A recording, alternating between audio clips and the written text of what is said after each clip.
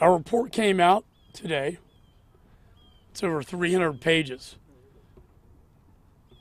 It's a historic document. It's not a political document. It was a document designed to get to the truth. And what we found was significant. This was a catastrophic failure of epic proportions. State Department by law has the authority authorized by Congress to come up with a plan of evacuation known as the NEO. State Department wholly failed in that responsibility. The plan wasn't even initiated until the Taliban had overrun Kabul and were on their way to the embassy when Ambassador Wilson, he leaves his troops behind. What a coward. What happens after that? The Taliban is put in charge of the first checkpoint to check American citizens, Afghan partners and allies, and the women and children left behind. We knew the day, the time. We knew the gate, Abbey Gate.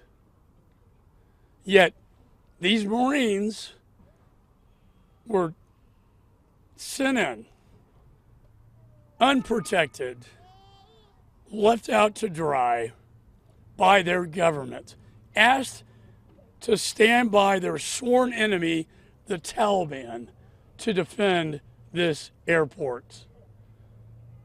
And what happens? Bomb goes off. 13 servicemen and women killed. 170 Afghans killed. 45 Americans and Afghan civilians wounded. What happens after Afghanistan falls? Weakness is projected around the globe. Our enemies and adversaries see weakness, not strength. The Russian Federation, within months, moves into Ukraine because they see this is their moment. Then the unholy alliance with Chairman Xi, China, threatening Taiwan and the Pacific together.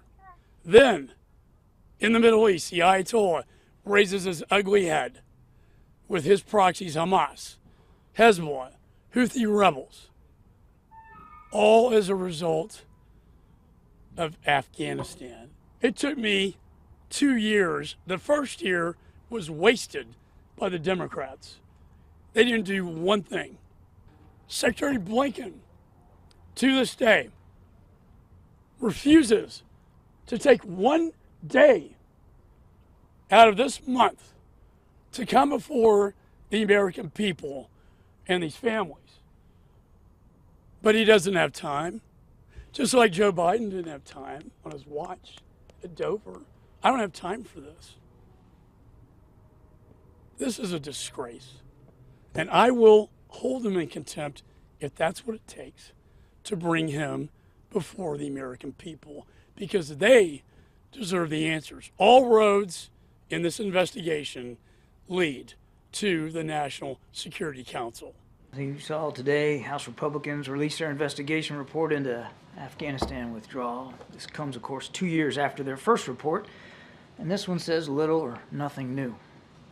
We've already issued comment about the one-sided partisan nature of this report, so I'm not going to belabor that right now, but I do think a brief rundown of actual facts is important.